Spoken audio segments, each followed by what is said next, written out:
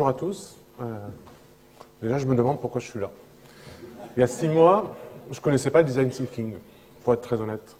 Et quand Véronique m'en a parlé, de présenter, d'abord je pensais que c'était pour participer comme vous, écouter et apprendre. Et non, elle m'a dit non, c'est pour participer. J'ai dit mais j'y connais rien, je participe à un projet, je découvre le design thinking. Et puis finalement j'ai décidé d'accepter et du coup de partager le pourquoi je suis rentré dans le design thinking et pourquoi ce projet m'intéresse.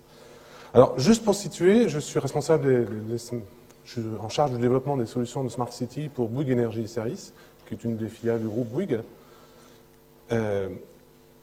J'ai un passé d'informaticien, hélas, et donc je suis assez obtus, fermé, très analytique, absolument pas intéressant. Et donc on va vite passer cette expérience-là. Et pour dire que depuis 4 ans, je suis en charge du développement de solutions de Smart City. Alors, chez Bouygues, on est des constructeurs, hein, donc faut pas se leurrer. Nous, tout ce qui est idée, etc., ça ne nous intéresse pas. Ce qu'on veut, c'est faire. Faire. Alors, dans notre métier, on fait de l'éclairage public, des réseaux électriques, enfin, faire. Hein, faut pas rêver. Donc aussi, lorsqu'on a voulu lancer une division Smart City, il fallait faire. Et donc, on a fait un produit que je vais vous laisser voir, un petit film qui s'explique plus simplement.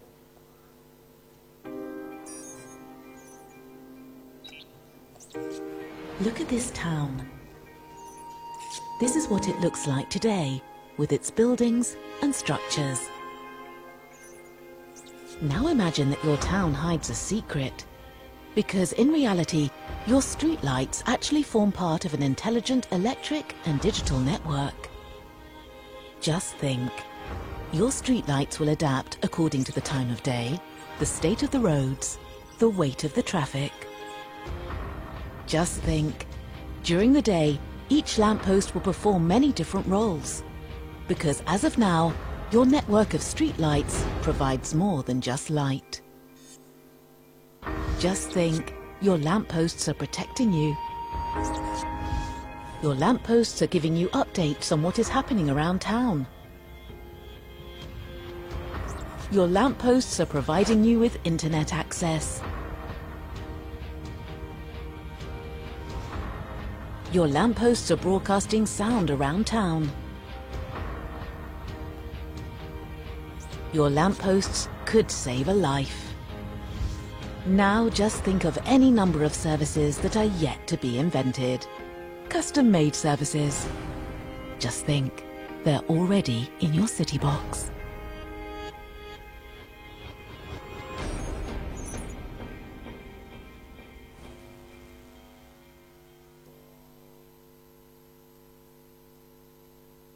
Je n'aurais sûrement pas pris le poste. Parce que le Smart City, on en parle beaucoup, mais on en faisait peu. Et ce qui était intéressant, c'était de faire quelque chose en Smart City. Alors, notre projet, pour ceux qui veulent juste en savoir un peu plus, ça consistait à mettre un équipement électronique dans un candélabre et de transformer notre réseau de candélabres qu'on a tous dans toutes nos villes en réseau de services, de vidéo, de sonorisation, de Wi-Fi, comme le montre le film. Alors, pour tous ces services traditionnels, on a exécuté, on a fait, on a plusieurs références, on est content. Mais Smart City, c'était aussi faire des choses nouvelles. Et donc, on est parti sur des services un peu différents. Et le dernier du film, que vous avez pu voir, c'est le défibrillateur. Et c'est cette expérience-là que je vais vous raconter et qui est un peu à l'origine de ma participation à ce séminaire. Alors, ce projet de défibrillateur, on l'a fait il y a quelques années. On a pris les leaders européens des défibrillateurs qui avaient l'habitude de mettre des solutions dans les bâtiments publics. Et on a dit avec lui, écoute, c'est bien, on sait qu'en France, on a beaucoup de morts à cause des accidents cardiaques. On sait que les défibrillateurs sont très peu utilisés malgré le fait qu'on les déploie dans les espaces publics. Est-ce qu'on ne pourrait pas les mettre tout simplement dans la rue? Parce que dans la rue, c'est tout le temps disponible. Et donc, on a développé une solution avec lui en prenant en compte notre savoir-faire, c'est-à-dire celui de la rue, donc comment mettre en place une solution qui est protégée par des conditions météo, qui est protégée du vandalisme, qui permet d'appeler les urgences. Bref, on a fait le produit idéal. Et au bout d'un an de travail, on a quand même travaillé très très vite, parce que moi j'aime bien, enfin mes patrons, c'est en général dans 6 mois qu'il faut que ça soit livré. Alors, je négocie en général 1 an, mais guère plus. Donc on l'a livré et on l'a présenté au Salon des maires. Le Salon des maires en France, c'est la Mecque pour rencontrer les élus. Donc on rencontre des centaines d'élus. Et donc on rencontre un par un tous les élus, on fait le pitch, comme on dit, le pitch du produit. Donc voilà, beaucoup de décès, comment on pourrait les sauver, voici notre produit miracle, donc on est capable de protéger les gens, il est prévu pour tout, absolument tout. Et puis, les élus nous écoutent, et puis ils nous disent, bah oui, mais pourquoi? Pourquoi vous me parlez de ça? Moi, j'ai aucune obligation dans le domaine. Si je commence à mettre des défibrillateurs dans la rue, s'ils tombent en panne, peut-être qu'on va me poursuivre. Après tout, je prends le risque que ça ne marche pas. Bon. Voilà. Et puis en plus, franchement, il n'est pas très joli, votre défibrillateur. C'est vrai que vous avez vu la photo. Il n'est pas très joli. Moi, j'aurais bien voulu en mettre un sur la place publique principale de mon village ou de ma ville. Faire un bon coup de com', finalement. Mais bon, il n'est pas très joli, il n'est pas très sexy, il va faire peur. Non, franchement. Voilà. Voilà comment une bonne idée, entre guillemets, devient un mauvais marché. Et cette expérience a été pour moi révélateur, parce que du coup, on s'est rendu compte qu'il ne fallait pas seulement imaginer le produit, il fallait aussi le confronter à tous ses usagers. Et ces usagers, ce n'est pas exclusivement dans la ville les usagers tels que nous sommes tous, c'est aussi nos hommes politiques, nos services techniques, parce que j'aurais bien d'autres expériences avec eux, et puis les entreprises, parce que finalement, nous, notre difficulté, c'est que tant qu'on n'a pas à faire, on n'a pas envie de s'occuper du projet. Donc c'est un problème d'échange dans le domaine. Aussi, lorsqu'on a développé avec l'École des Ponts le master système urbain intégré, on a été les premiers à se mobiliser sur le sujet. Et Marie va quand même vous présenter le master et sa propre expérience dans le domaine. Merci.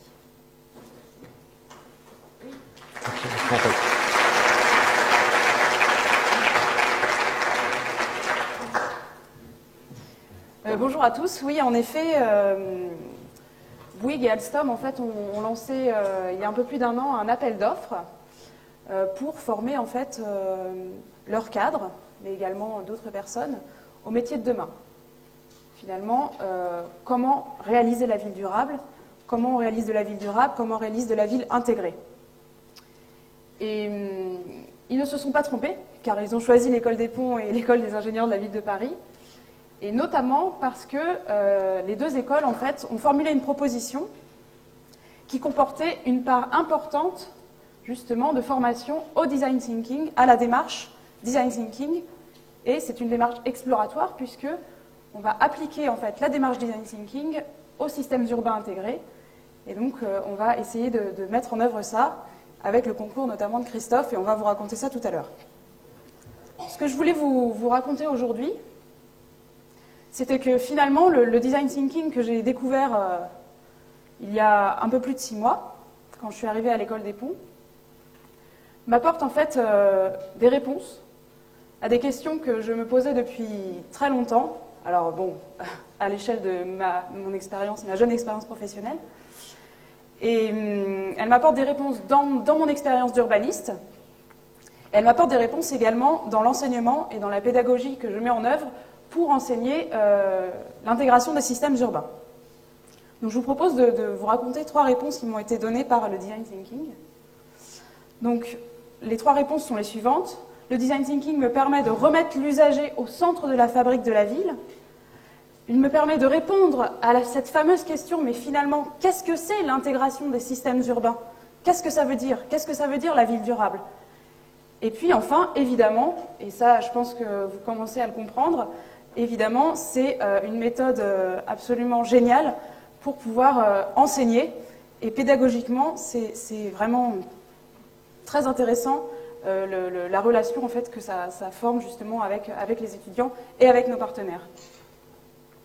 Alors, comment remettre l'usager au centre de la ville? Il se trouve que j'ai une formation initiale en sociologie.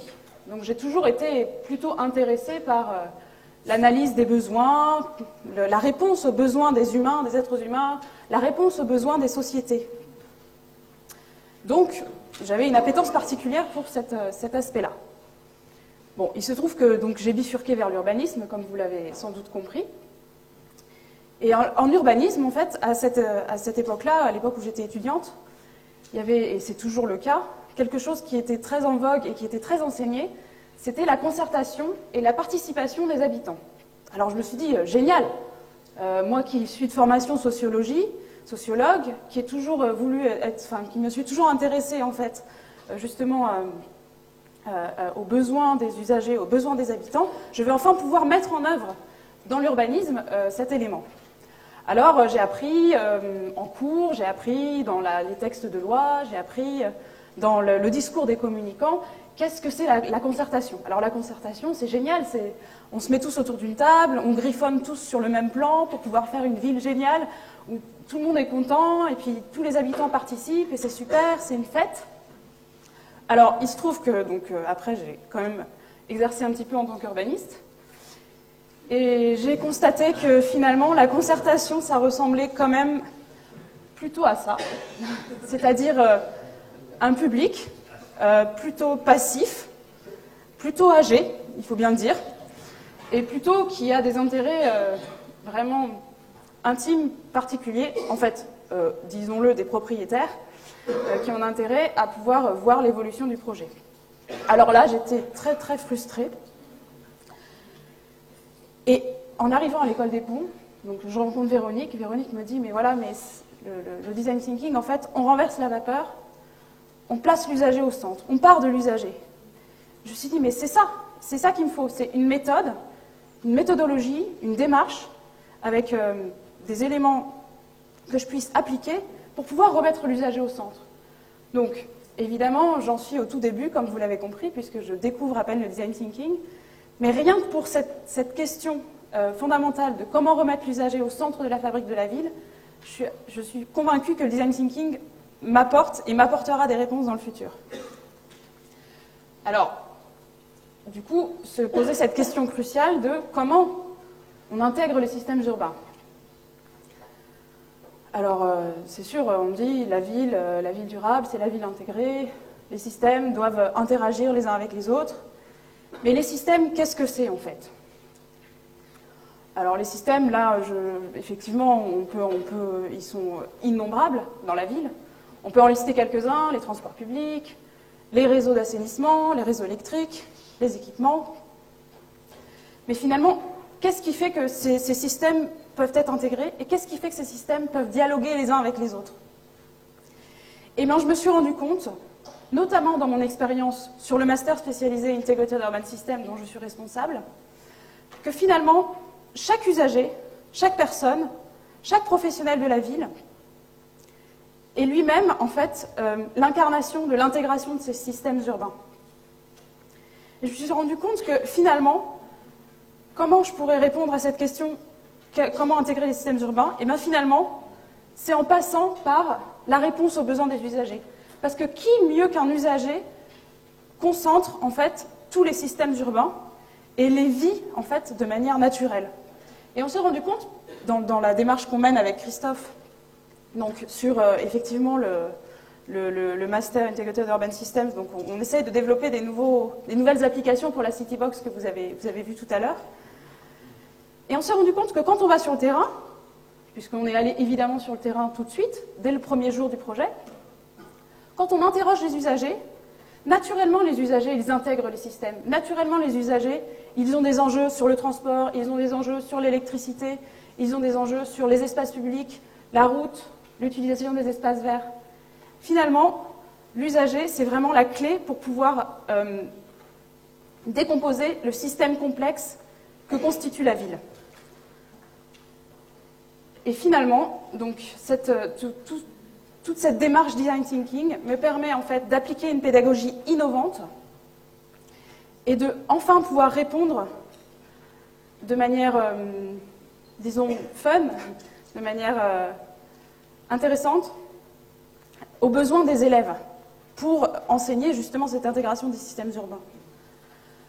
Le fait d'être dans une démarche où on doit faire, le fait d'être dans une démarche où on doit répondre à des commandes réelles, le fait d'apporter des réponses concrètes, le fait d'être sur le terrain, est-ce que ce n'est pas ça finalement la clé pour que les élèves puissent être dans un milieu professionnalisant et puissent être un peu transportés par la pédagogie et par ce qu'ils apprennent et puissent être en empathie avec les usagers qui vont servir par la suite.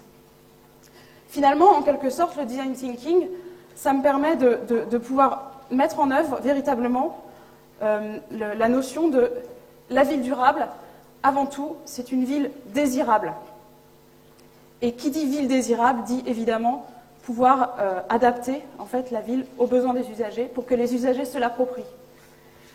Et comment en fait les usagers s'approprient notamment les solutions qu'on va pouvoir développer avec la Citybox, je vous propose de redonner la parole à Christophe qui va vous raconter justement comment les étudiants, enfin quel est son vécu en tant que partenaire de l'École des Ponts sur le Master Integrated Urban Systems vis-à-vis de la manière dont les étudiants se sont appropriés son projet. Donc, comme vous l'avez compris, le Master est très jeune. Hein, et c'est la force de la démarche, c'est que finalement, très vite, on a été impliqué et on a participé. Et la ville, les élèves ont très vite fait un retour. Le premier retour, c'est finalement le retour des usagers. Celui qui nous a permis de comprendre, d'avoir des nouvelles idées déjà. Et non seulement d'avoir des nouvelles idées, mais de les avoir personnalisées par des prises de notes intéressantes, des retours d'usagers avec des usagers extrêmes, mais aussi avec un certain nombre d'usagers classiques. Le deuxième point, c'est qu'on a des élèves beaucoup plus impliqués. On participe assez souvent à des travaux universitaires, et là on est sorti du sentier battu. C'est-à-dire que les élèves ne sont pas partis avec des modèles de pensée tels qu'ils pouvaient les avoir, ils sont vraiment partis des retours des utilisateurs et nous ont donc donné des idées, des approches assez innovantes. On en est tout au début, donc la deuxième étape est pour moi la plus importante. Hein, enfin, la troisième d'ailleurs est la plus importante, c'est de faire et de vendre. Mais la deuxième qui est pour moi la plus inspirante aujourd'hui pour moi, c'est d'expérimenter. Parce que le système urbain, c'est quand même des systèmes vastes et se pose devant nous, et on n'a pas encore répondu, je pense, au sujet, de comment expérimenter le sujet à moindre coût. Parce que moi, je suis assez mercantile. Hein. Si je peux éviter de faire un projet avant de me rendre compte que c'est une erreur, ça serait quand même très intéressant. Voilà. Donc on est dans cette phase d'expérimentation et j'espère que la prochaine conférence, on pourra parler de ce sujet-là. On pourra vous raconter notre expérience et on pourra, j'espère, c'est sûr d'ailleurs, vous présenter le produit qu'on aura développé pour Christophe dans une ambiance enthousiasmante. Merci. Merci.